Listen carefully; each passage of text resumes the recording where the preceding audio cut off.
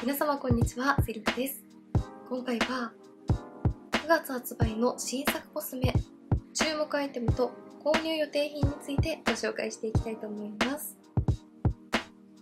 7月から8月にかけては各ブランド新作のアイシャドウがたくさん発売されましたが、9月は9月1日にたくさんのブランドから新作のファンデーションが発売されるので、特にベースメイクに注目が集まる月になるのかなと思いますが、同じく9月1日に発売されるシャネルの限定アイシャドウもとても話題ですよね。まだ購入を迷っているアイテムもたくさんありますので、ぜひ皆様の9月発売の新作コスメ、注目アイテムについてもコメント欄で教えていただけたら嬉しいです。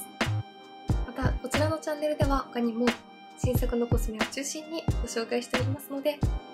気になった方はぜひチャンネル登録して動画もチェックしていただけたら嬉しいです。それでは早速始めていきます。それでは発売日順にご紹介していきたいと思います。まずは9月1日発売のシャネルです。シャネルからはアイコンアイシャドウレキャトルオンブルに宝石着想の限定4色が登場します。1982年のデビュー以来、シャネルメイクアップのアイコンアイシャドウパレットとして愛され続けるレキャトルオンブル。そんな人気アイシャドウパレットの新作、レキャトルオンブルビザンスは、シャネルがたびたびインスピレーション源としてきたバロック芸術の中でも魅惑的なジュエリーを体現しています。カラーは全4種類を用意。ルビーとエメラルドをはじめ、イエローサファイアやクォーツ、オパールなど宝石にインスパイアされたきらめく目元を叶えるラインナップを展開します。レキャトルオンブルビザンスの最も象徴的なアイシャドウ338のパリュールバロックは、バロックジュエリーを彷彿とさせるカラーの組み合わせで、まるで宝石箱を見るかのよう。鮮やかなグリーンエメラルドとルビーレッドは、アンティークゴールドやパールホワイトをレイヤードすると新たな表情が生まれます。大胆にのせて秋メイクを楽しむのはもちろん、普段のメイクのプラスアルファとして目の際や目尻などにポイント使いするのもおすすめだそうです。続いて深みのあるカラーを詰め込んだ308のパリュールアンペリアルは、秋メイクを思う存分楽しみたい人におすすめ。華やかなイエローサファイアを彷彿とさせるイエローオレンジは、ダークパープルやテラコッタピンクと重ねるとより深みのある目元へと導き、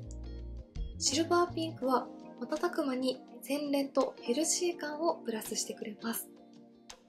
またテラコッタピンクは下まぶたにポイント使いすればトレンド感のある目元へ。続いて318のパリュールベニティエンヌは、左下のブラウンを細めのチップを使ってアイラインのように使用するのもおすすめ。偏光パールのきらめきが美しいホワイトグリーンは、アイホールにのせればぐっと洗練された目元へと導いてくれるそうです。そして328のパリュールクリスタルは、右下にセットされたライトブルーが水の都ベネチアに着想した偏光パールを含むテクスチャーで、太陽の光を受けた水面を彷彿とさせる多彩なきらめきを見せてくれます。こちらの限定アイシャドウはすでに店舗でも予約を受け付けていて、私は無事4色とも予約をすることができたので、こちらはそれぞれのカラーの特徴などしっかりとご紹介していきたいなと考えています。手元でカラーや質感を見せていただいた感じ、今回のレキャトルオンブルはクリームのようなかなり柔らかい粉質が特徴的でした。カラーのニュアンスも素敵でしたが、しっとりと肌に溶け込むようなこの粉質がまぶたの上にのせた時にどんな感じになるのかとても楽しみです。そして4色とも右下が特にラメの強いラメカラーでしたが、手元で見た感じ意外と透け感があって、ベースのカラーはニュアンス程度に発色するようなイメージだったので、パレットの見た目よりも実際にまぶたの上にのせてみた方が使いやすいと感じるような配色なのかなというふうにも感じました。個人的には318や328などのブラウンの中にもアクセントのカラーが入っているようなパレットが特に気になっています。続いても9月1日発売のスックです。スックからはツヤに満ちた端正な肌へ整える新クリームファンデーションが登場します。スックのザ・ファンデーションはツヤとカバー力を両立された新作クリームファンデーション。スックらしいツヤ感はそのままに、粉体を高配合することでカバー力が格段にアップし、端正に仕上がる王道ファンデーションが完成しました。またこれまで通り時間の経過とともにファンデーションと皮脂が一体化する手法も健在で、塗りたての仕上がりが長時間崩れないだけでなく、ツヤが美しく変化して均一な肌を叶えてくれます。とろみオイルを新配合したテクスチャーはこっくりリッチな質感ながら、肌にのせた瞬間滑らかに伸び広がる絶妙なバランスを実現。カラーチャートはこのようになっていて、新たにピンクベージュオークルの中で最も明るい205を加えた豊富なバリエーションの全24色を展開します。続いて、まるで薄葉衣のように透き通るベールをまとうルースパウダー。新作クリームファンデーションとセットで使いたいザ・ルースパウダーは、粉とは思えないしっとり感が特徴のフィニッシュパウダー。アミノ酸系粉体を多く配合することで、乾燥知らずの柔らかい仕上がりを長時間キープ。時間が経つとファンデーションや皮脂と馴染み、ツヤ肌を生かしながらも、まるで薄葉衣のような透き通るベールをまとった肌に。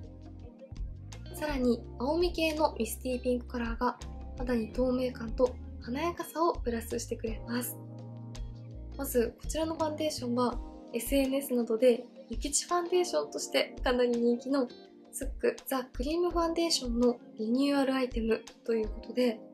まだ新しいタイプは実際に手元などでテクスチャーを見れていないのですが、BA さんにお伺いしたところ、より軽くて厚塗り感がないような仕上がりに変化したというのと、同じスックの人気ファンデーションザ・リクイドファンデーションのような柔らかい質感を実現したとのことで、こちらの現行のクリームファンデーションとの違いについてなどもしっかりとご紹介していきたいなと考えています。そして同時に発売されるこちらのフェイスパウダーもコメント欄ですでに気になっているというお声をたくさんいただきますので、こちらも合わせてご紹介したいなと考えています。続いても9月1日発売の RMK です。RMK からは素肌っぽさと高カバー力を備えた新ファンデーションが登場します。RMK ラスティングジェルクリーミーファンデーションは素肌っぽさと驚きのカバー力を兼ね備えた新ファンデーション。カバーしているのに透明感あふれるフロストマット肌を叶える鍵は、半透明のジェル膜。気になる毛穴や色ムラをスムースに整え、柔らかな光で透かしながらぼかすことで、素肌の息遣いを感じさせるナチュラルな仕上がりを叶えました。そして肌表面はさらっと、内側はしっとりとした潤いを感じるジェルならではの心地よいつけ心地にも注目で、みずみずしいジェルは少量でもスルスルと伸び広がって肌に溶け込むように一体化。表情の動きにぴったりフィットするので、ファンデーションがよれにくく美しい仕上がりを長時間キープしてくれます。また余分な皮脂をキャッチして固めるパウダーを配合しているのもポイント。汗や皮脂にも強く、テカリや毛穴落ち、くすみを防いで透明感のある肌が一日中続くそうです。そしてカラーは肌トーンに合わせて選べる全9色を用意。イエロー系、ピンク系、明るめ、やや暗めからチョイスできるとのことです。続いても9月1日発売のアディクションです。アディクションからは立体ツヤ感を叶えるリキッドファンデーションが登場します。アディクションクリエイティブディレクターかなこ初のリキッドファンデーションザ・ファンデーションリフトグローは、まるでスキンケアしたての肌のようにピンとした立体的なツヤと張り感を演出してくれるのが特徴。頬の高い部分に光を集めてリフレクトさせるので、ハイライトなしでもキュッとリフトアップしたような仕上がりを叶えてくれます。マイクロレベルの微細粉体を採用したテクスチャーは、肌に溶け込むような軽さで重ねても厚塗り感が出ないのがポイント。ツヤ感を残しつつ気になる肌悩みは光でカモフラージュしてナチュラルかつ均一なカバーを叶えます。また肌へ柔軟に密着するストレッチリフトテクノロジーにより時間が経ってもよれにくく張りのある仕上がりが持続。汗や皮脂にも強いためつけたての美しいツヤを長時間キープできます。カラーは自分の肌色にぴったり合う色が見つかる全11色を揃えます。こちらも実際に店頭で手元でテクスチャーを見せていただきましたが、ブランドからの説明の通りのピンと張り感が出るようなしっかりとした膜感を感じられるようなタイプのツヤファンデーションでした。アディクションのファンデーションは膜感によるつるんと感や張り感というよりもどちらかというとみずみずしくて肌に馴染みやすい質感のアイテムが多い印象だったので、こちらの新しいテクスチャーもどんな感じなのかとても気になります。続いても9月1日発売のジバンシーです。ジバンシーからはソワンノワールの美容液ファンデーションが登場します。深海のもの生命力に着目したジバンシーの高級スキンケアシリーズソワンノワールからまるで美容液な新作リキッドファンデーションソワンノワールセラムファンデーションが登場。シリーズ共通の有用成分に加え肌のバリア機能を強化するマリンプランクトンエキスを配合することで張り感のある肌を叶えてくれます。また有用成分と相性のいい新配合のタヒチ酸ブラックパールが肌の色ムラをぼかし、微粒子のシリカが凹凸のない均一な肌へと整えます。さらに付属の専用ブラシでファンデーションを塗布するとサテンのようなツヤのある仕上がりに。ウォータープルーフとスマッチプルーフ処方で水や汗、皮脂、こすれに強く長時間つけたての美肌が続くのも嬉しいポイントだそうです。続いても9月1日発売の資生堂です。資生堂からは美容液ファンデで美肌を育む新リキッドファンデーションが登場します。資生堂エッセンススキングローファンデーションは美容液とファンデーションを融合した美肌を育むスキンケアファンデーション。みずみずしく軽やかに伸び広がり、色ムラやキメの乱れ、毛穴を目立たなくしながら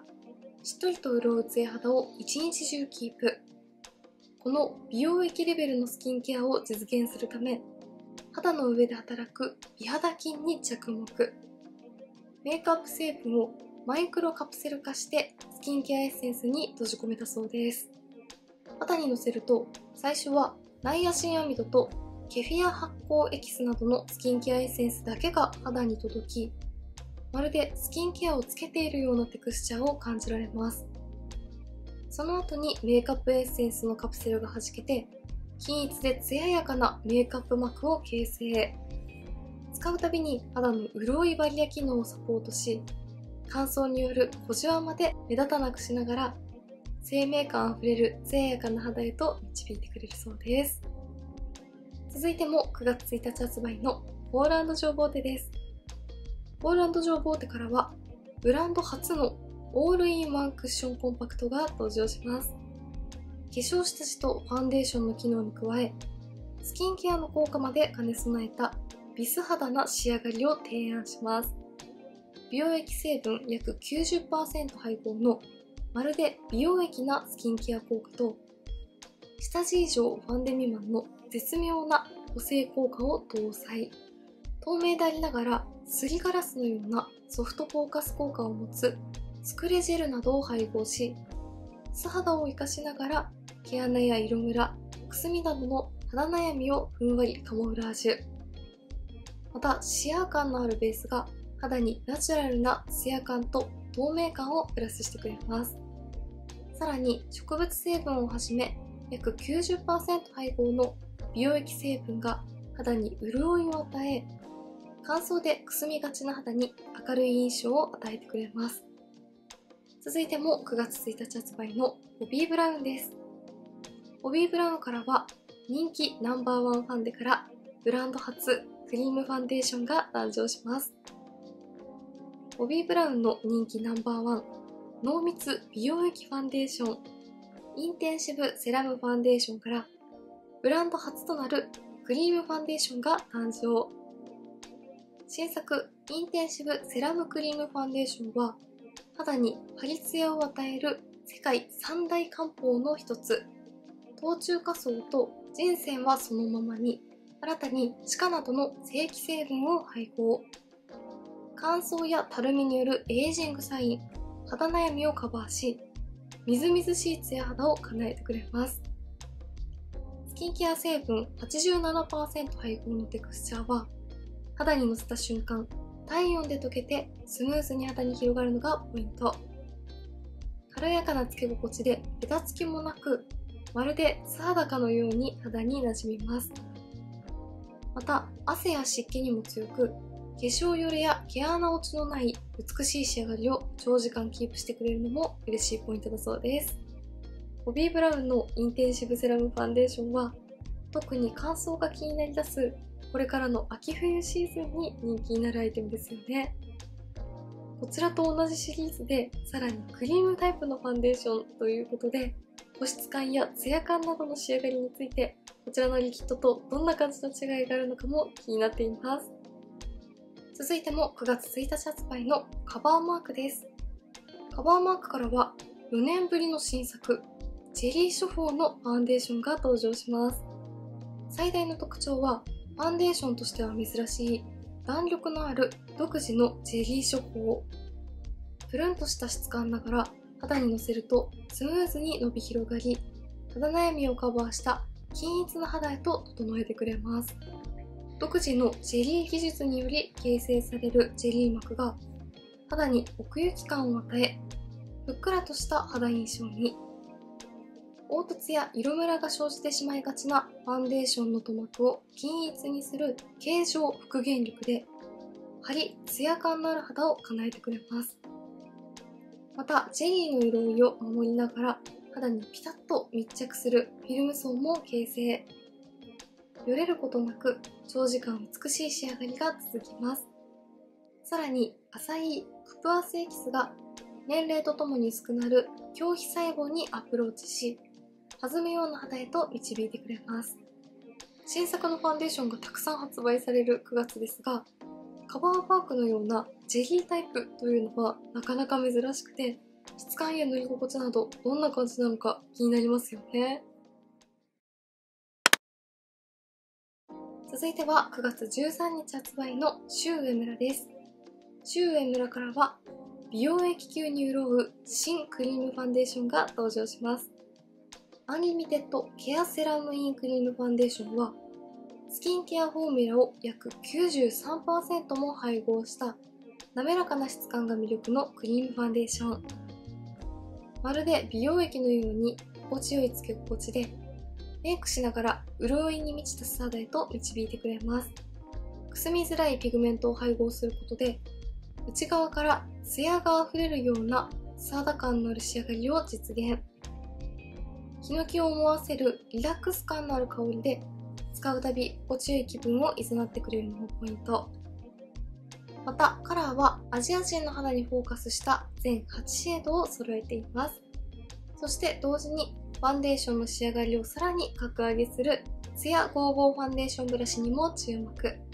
中央にくぼみがある形状のブラシは肌を包み込むようなフィット感と極細高密度な毛量が特徴。ファンデーションをブラシになじませて肌に塗布すればプロ級の美しい仕上がりが叶います。続いては9月15日発売のトム・フォードビューティーです。トム・フォードビューティーからはトム・フォードのプライベートガーデンに咲き誇るローズに着想したプライベートローズガーデンコレクション2023が登場。深まる秋にぴったりなローズカラーのアイシャドウやリップをモノクロで統一されたエレガントなパッケージに包んで展開します。中でも注目はアイコンアイシャドウ、アイカラーコードの限定色。様々な表情を持つローズの美しさを表現した4色をパレットにセットイン。多彩に仕上がる質感で印象的な目元を叶えてくれます。ラインナップはダーティーモーブの限定新色と人気色インソレントローズを用意。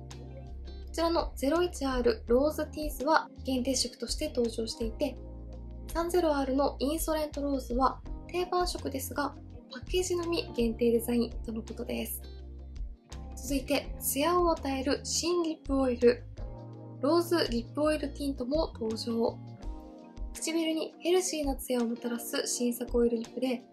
蓋付きのないジェルのような軽いつけ心地ながらココナッツオイルがリップを滑らかに整えてくれます。また唇をふっくらとボリュームアップさせ、リップカラーの色を際立たせてくれるのも嬉しいポイントだそうです。そしてマットな質感とサテンのような滑らかさを併せ持つリップスティック。リップカラーサテンマットにまるでローズの花びらのような限定2色が仲間入り。潤い成分配合の軽やかなテクスチャーで一塗りすると唇を華やかに彩ってくれます。カラーはヌードピンクとピンキーローズの官能的なシェード2色が揃います。そしてレフィル可能なクッションコンパクトもモノクロの限定パッケージで登場。プライベートブレンドを象徴する香水瓶をモチーフにしたデザインに仕上げているそうです。トム・フォードの数量限定アイテムはカラーももちろんですが、パッケージも毎回ものすごく可愛いですよね。特にこちらの限定リップオイルがパッケージの見た目などものすごく可愛いなと思って気になっています。そして最後、9月22日発売のルナソルです。ルナソルからはルナソル初オイル美容液ファンデーションが誕生します。2023年秋、ルナソル初のオイル美容液ファンデーションカラーオイルセラムが誕生。水を一切使わず、スクワランをはじめ、ホホバオイルやオリーブオイル、アルガンオイルなどの植物由来オイルのみで構成されているのが最大のポイント。肌にのせた瞬間、肌にスムーズに馴染んで、肌悩みをカモフラージュ。ルナソル史上最も艶やかな水ツヤ肌に仕上げてくれるそうです。また、下地いらずで美容液でスキンケアしているかのように使用できるのも特徴だそうで、しっかりとしたカバー力はありながら、化粧感のないナチュラルな仕上がりが叶います。さらに、オイルが潤いを一日中キープしてくれるのも嬉しいポイントで、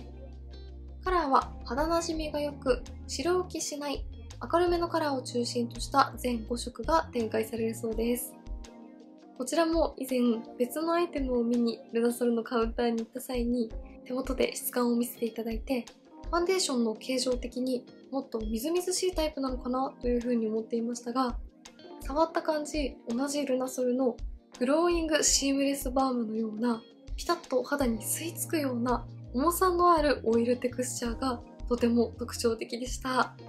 先ほどご紹介した9月1日発売のアディクションの新作ファンデーションと重さを感じる膜感があるテクスチャーなどが少し似ているなという印象があったので、この2つなども比較しながらご紹介してみたいなと考えています。はい、ではこんな感じで9月発売の新作コスメ、注目アイテムと購入予定品についてご紹介していきました。9月は特に新作のファンデーションが各ブランドからたくさん発売されて、人気アイテムのリニューアルはもちろん、ブランド初のテクスチャーや質感といったアイテムも多かったのと、さすが下半期に発売される秋冬向けのファンデーションということで、どの新作も美容液成分がしっかりと配合されているところがとても注目度が高いなと思いました。新作同士や似ているアイテムなどもサブチャンネルで比較などもしながらご紹介していきたいなと考えています。ぜひ皆様の9月発売の新作コスメ、注目アイテムについてもコメント欄で教えていただけたら嬉しいです。メイクについてのご質問やこんな動画が見たいなどございましたら、お気軽にコメントやチャンネル登録していただけると嬉しいです。それでは最後までありがとうございました。